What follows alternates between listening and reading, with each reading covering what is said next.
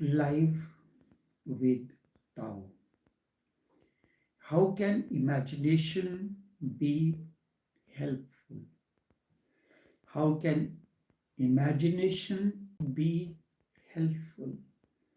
It all depends on you. If you know the art, you can convert anything as helpful. When a snake venom is used, processed, it can be useful medicine. So it all depends on your capacity.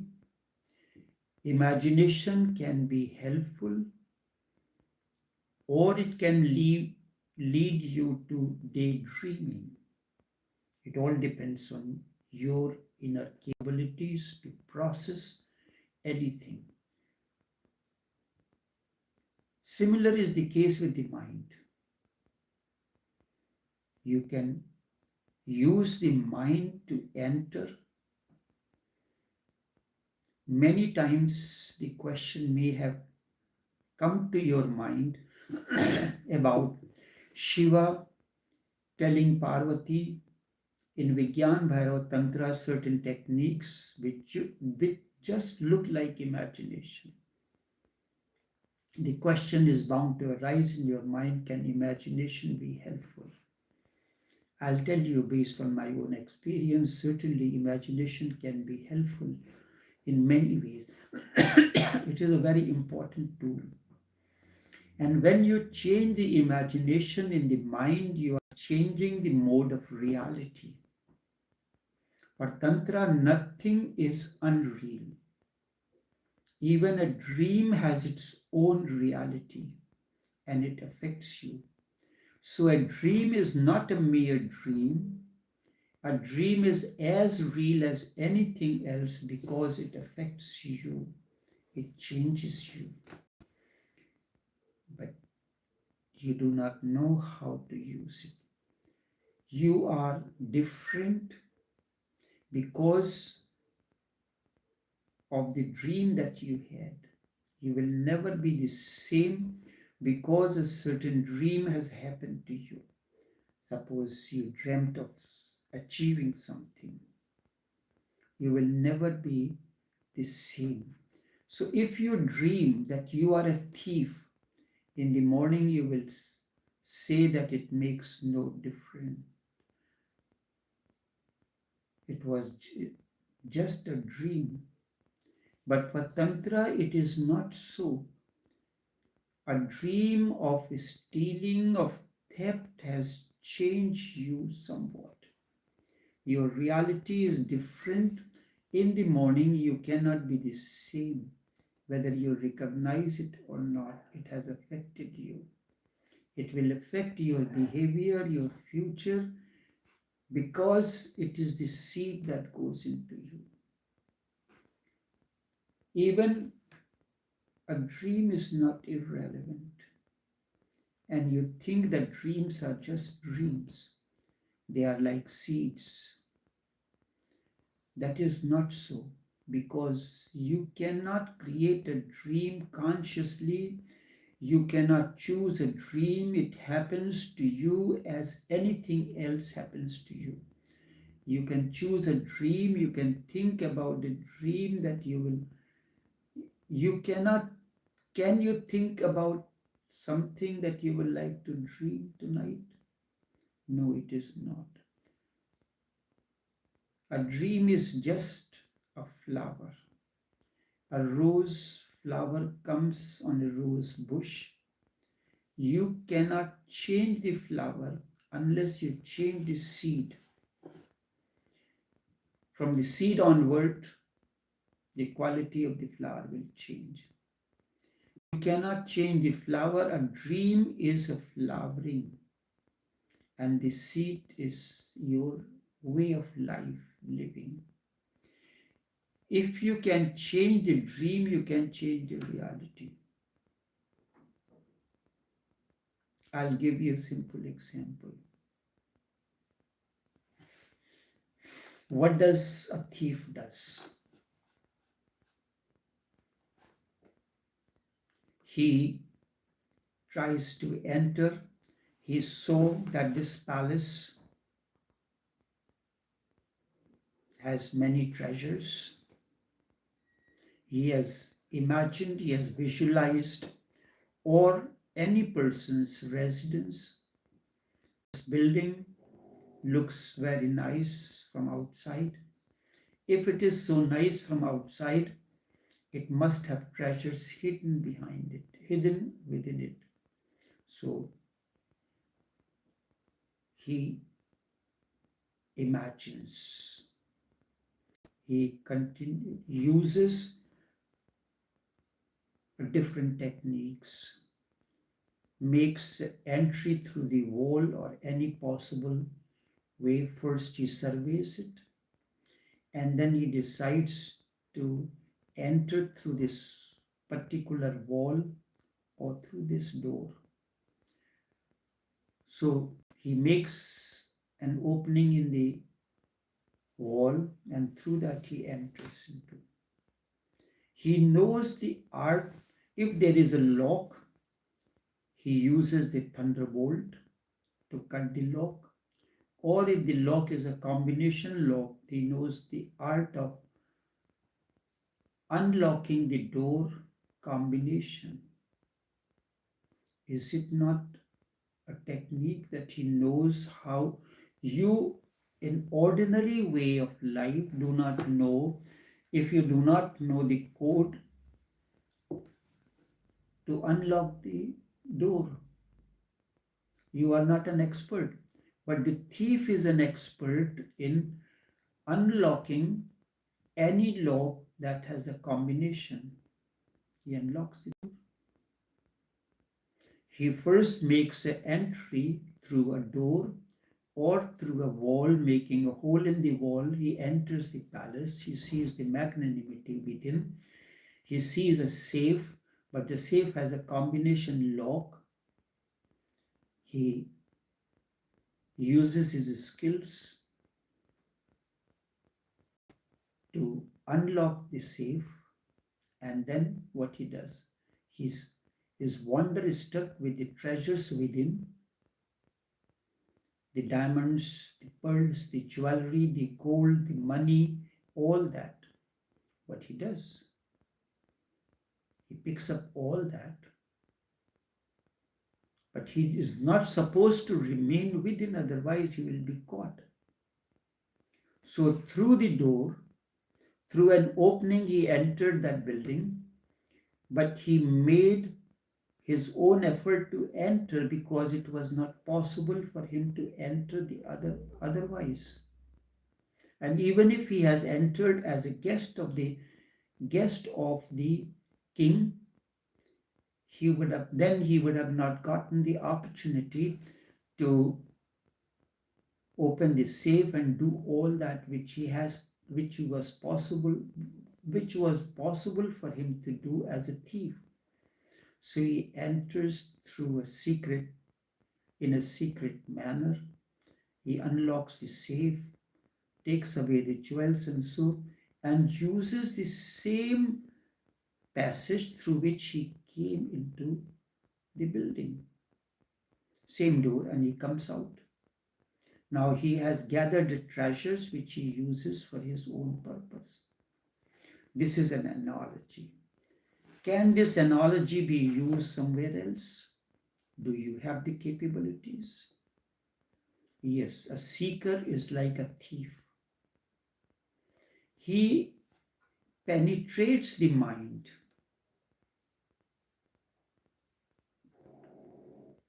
and then discovers the treasures within.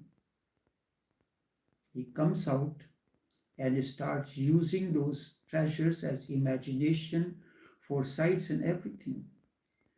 Sex is a door. Through that door, he enters into another person. Can you enter into another person?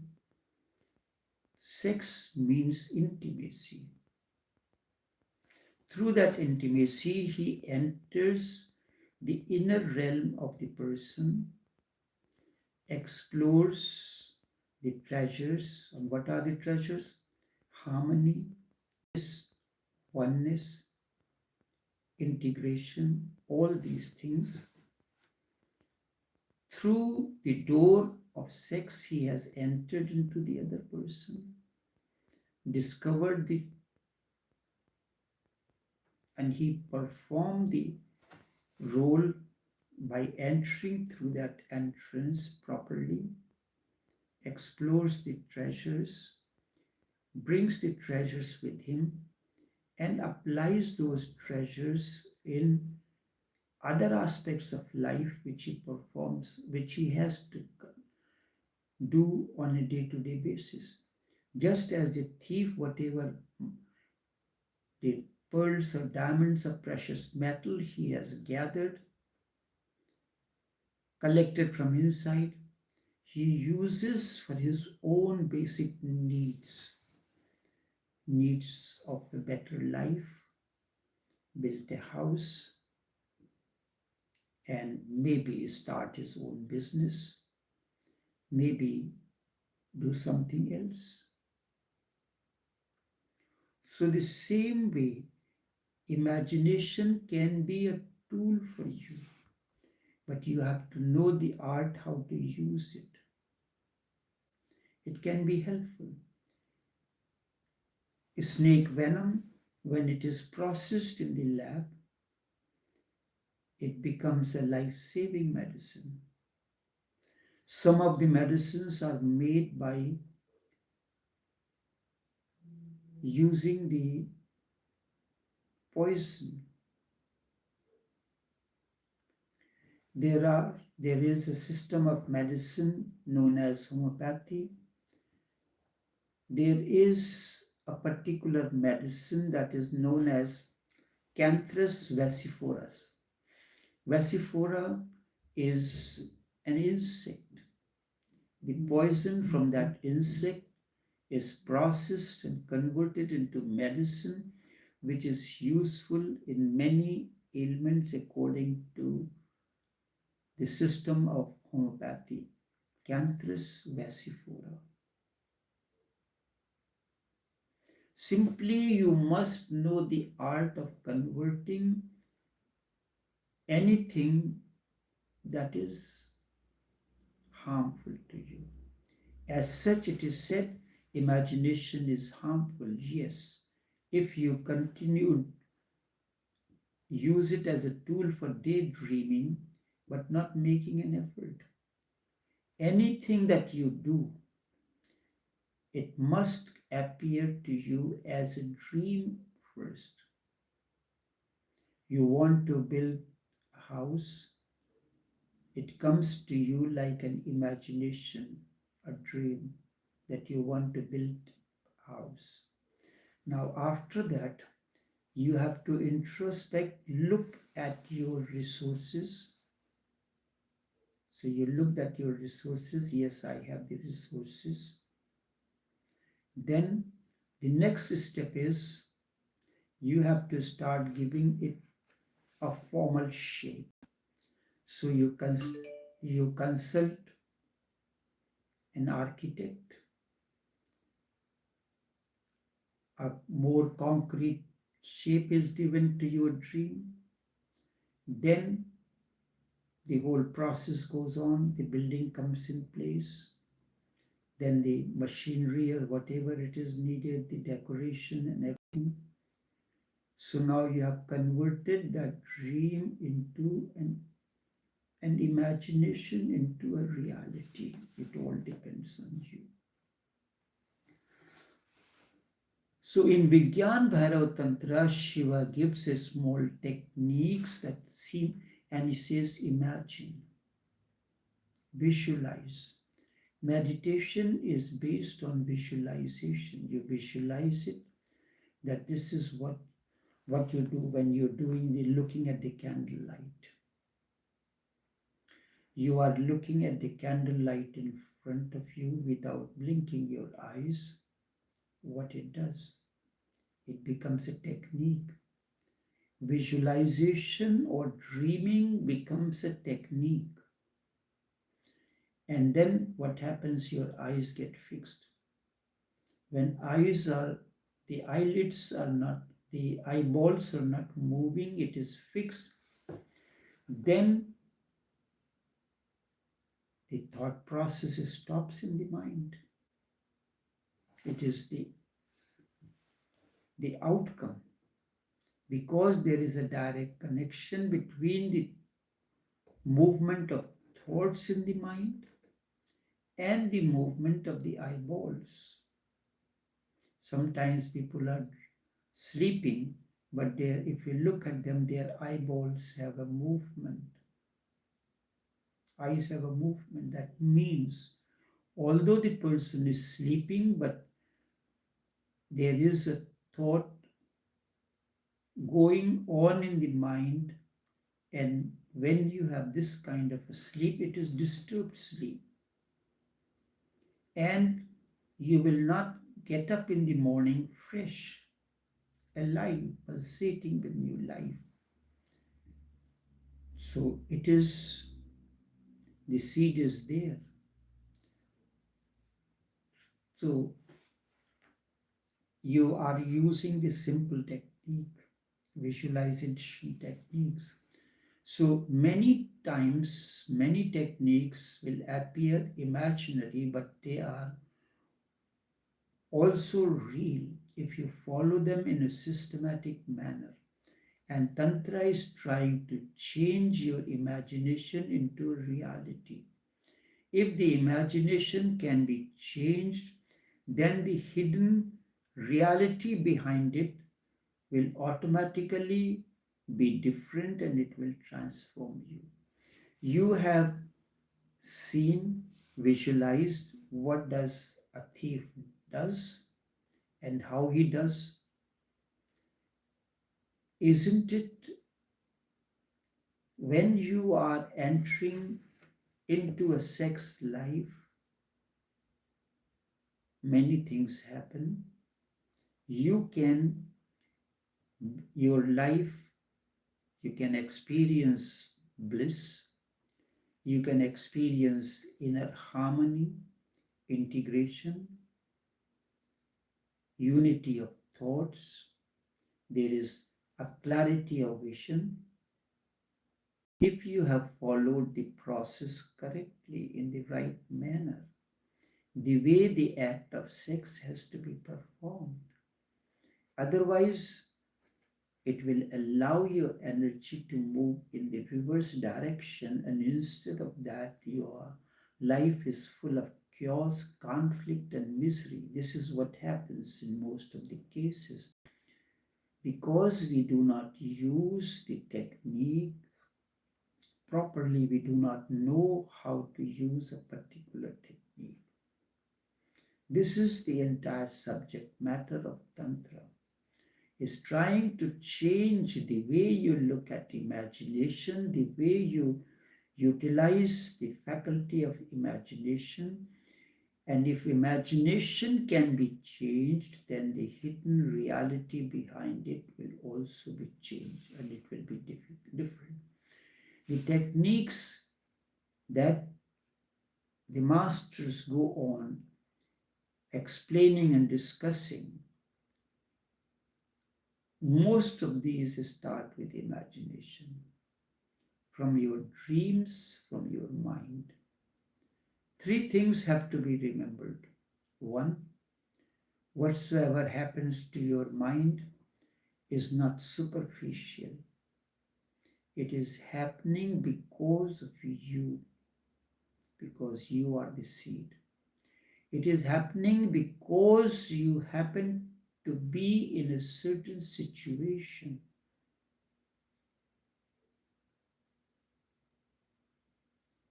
Two things can be done. Either change the situation, suppose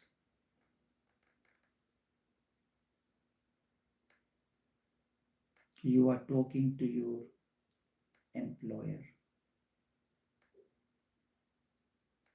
and he is discussing something.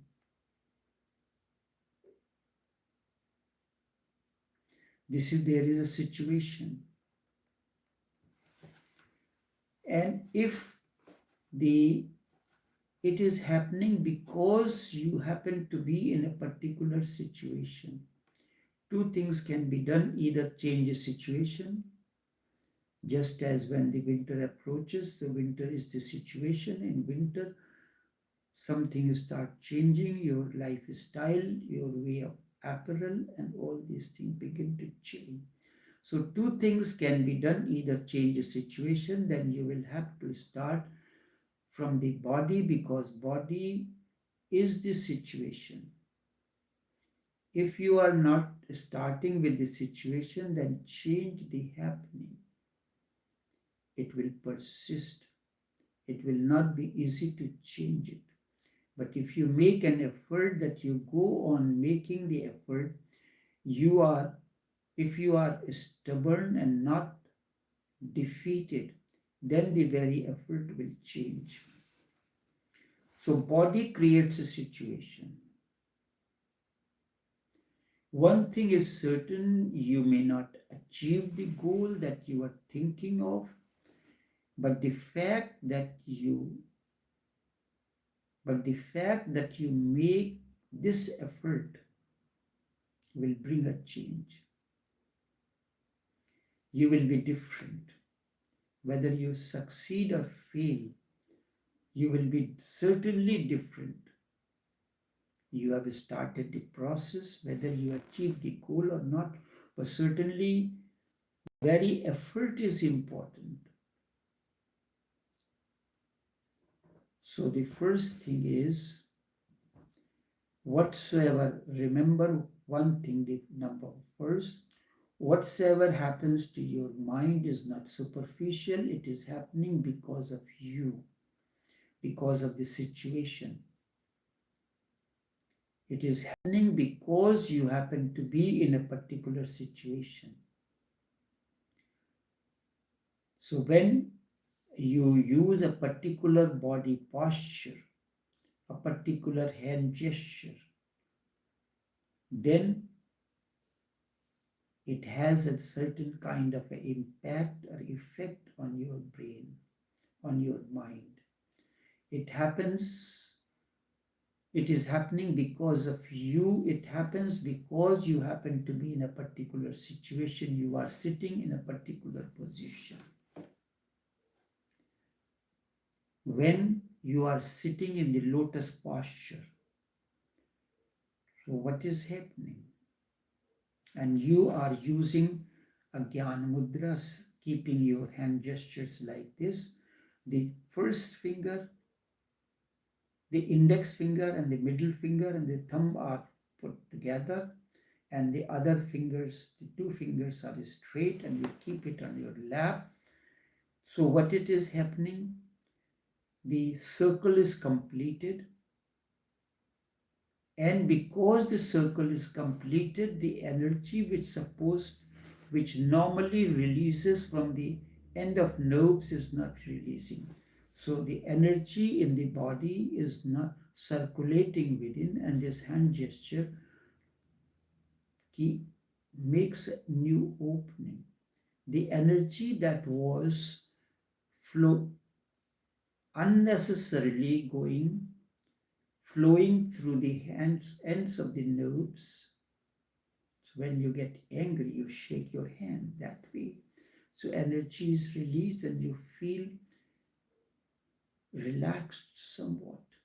But here you are creating a situation through the body, sitting in a particular lotus posture. So energy circle is completed and there is no leakage of energy, and you are using this hand gesture. It firstly creates a circle of energy, and then the energy, because of that, starts moving in a particular direction. Same thing happens into 6. You enter into 6, the ego is dissolved. You are at the realm of the body in this situation. And with ego dissolved, there is no thought floating in the mind. Then instead of being a triangle, your energy is not leaking anywhere. Instead, it forms a circle, and both the partners are floating in that circle. That circle becomes an aura. It helps you to go into another dimension. The blissfulness, harmony, and everything begins to happen. So, this is you had made an effort, and everything will change. One thing is certain, you may not achieve the goal you were thinking of, but the very fact that you have sat down in a lotus posture, this is your effort, and keeping the particular hand gesture, you had made an effort, it will bring change into you. You may not have achieved the desired results in the first instance, but you persist with that, it will happen next time. Whether you succeed or fail, you will be different, and the very effort is counted. And the third, do not think that mind is just a mind. Do not think that dreaming is just a dreaming. If you can direct your dreaming, and now there is a therapy that is known as, in the West, we use this therapy known as directed daydreaming. If you can direct your dreaming, you are directing yourself, and many things will become different. You can direct this daydreaming like as if you have collected the venom, snake venom, or the venom from the insect called Vasifora into a lab. It undergoes through a proper process, and it comes out as a nectar, a life-saving medicine. So the daydreaming could be a poison and could be a beneficial medicine. But the difference between the two is the processing, the way you look at it, you understand, you integrate the process of daydreaming into a useful process. There is an old Tibetan technique called lion's roar. If you are angry, sexual, filled with hatred, jealousy, then Tibetan master will give you this technique, the lion's roar. You have to sit before a mirror, and you are to imagine that you are a lion, not a man. You have to make your face like a lion, and you have to put your tongue out and in a gesture of roaring. And you have to practice it so that the imagination becomes so true that you forget that you are a man daydreaming that he is a lion.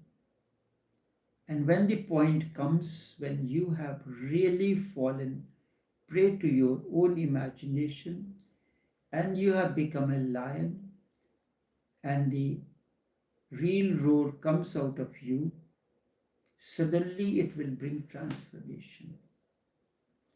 In that roar, all hatred, anger, sex disappears, and you will fall into a deep silence, something that you have never experienced before. In old Tibetan monasteries, they have a special room with many mirrors around. Whenever someone is suffering from something like anger, hatred, or jealousy, he is to be sent in that mirror room mirrored room, and he has to remain there until he comes to the climax. That he imagines himself as a lion sitting, making with the face gesture of a lion, tongue outside, and roars. And when he comes to the climax, the whole monastery will know because the real lion will be roaring there. To us, it seems that the man has gone mad. The whole monastery will gather and welcome the man, and he has come out a different person, a totally different person. But he is not allowed to come out. He has to persist in imagining that he is a lion until from the very roots of the unconsciousness the roar comes. The roar in the beginning comes from the outer dimension, not from the deepest core of your unconsciousness. Because all these hatred, jealousy, sex, all these are stored in your deep unconscious.